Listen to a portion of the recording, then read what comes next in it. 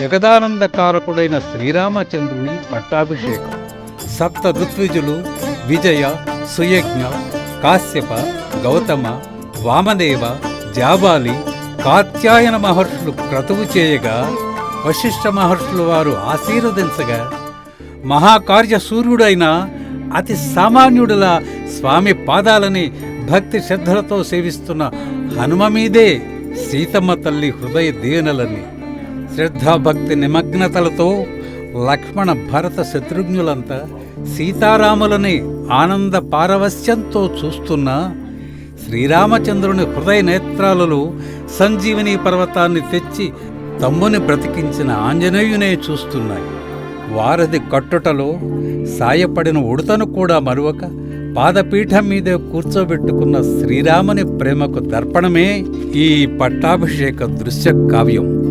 శ్రీరామ పట్టాభిషేకాన్ని వీక్షించడానికి భక్తిభావం నిండిన హృదయాలతో నయనానందాలతో విచ్చేసిన మైందవుడు, ద్వివిజుడు, నలుడు, నీలుడు, వృషభుడు, శతబలుడు, వేగదర్శి, సుహాత, కిష్కిందరాజు సుగ్రీవుడు, వైద్య శిఖామణి సుషేణుడు, అంగదుడు, జాంబవంతుడు, విజయుడు, గవయుడు మొదలైన వానర భల్లూక వీరులు, తోడుగా అమాత్యులతో కూడిన లంకాధినేత విభీషణుడు పట్టాభిషిక్తుడైన శ్రీరామచంద్రుని దర్శించి తరించిన అనుభూతికి రూపకల్పనే ఈ చిత్రకళా దృశ్యం.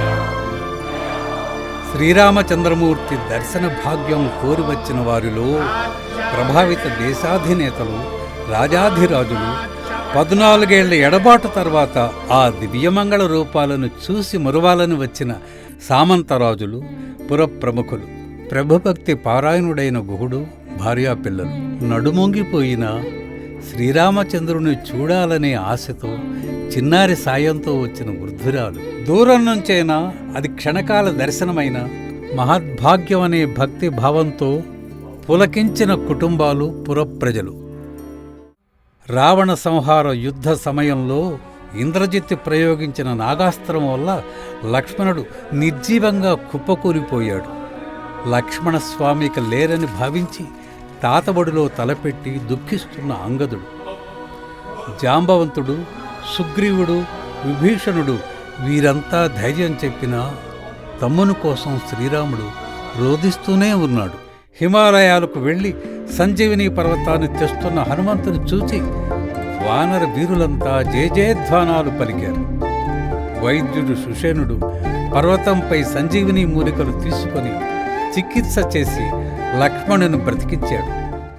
అసామాన్య కార్యాన్ని సాధించిన ఆంజనేయుని ఆలింగనం చేసుకొని అభినందించాడు శ్రీరామచంద్రుడు. మిగిలిన వీరులంతా జేజేలు పలుకుతూ హనుమంతుని కీర్తించారు.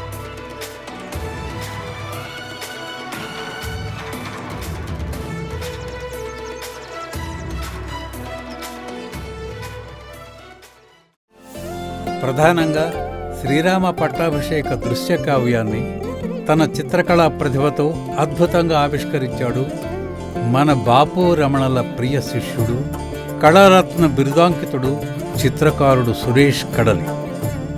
ఆలయ ప్రాంగణ సీలింగుపై కళకు తోడుగా భక్తి, ఏకాగ్రత ఉంటేనే సాధ్యపడే విషయం సాధించి చూపించాడు సురేష్ కడలి. ఈ కడలి సప్తవర్ణ సమ్మేళిత చిత్రకళార్ణవం. ఆ ఆలయం త్రిమూర్త్యాత్మిక శ్రీరామాలయం కుందనపల్లి, సికింద్రాబాదులో నెలకొని ఉంది. చిత్రకారుడి మాటలు ఇలా ఉన్నాయి: ఈ బృహత్ కార్యాన్ని చిత్రకళారూప ఆవిష్కరణ చేయడంలో సమయోచిత సృజనానందాన్ని ప్రసాదించిన శ్రీరామదేవుడి పాదాలకు వందనాలు. నాకే అదృష్టాన్ని కలిగించిన ఆలయ ధర్మకర్తలకు, పెద్దలకు కృతజ్ఞతలు.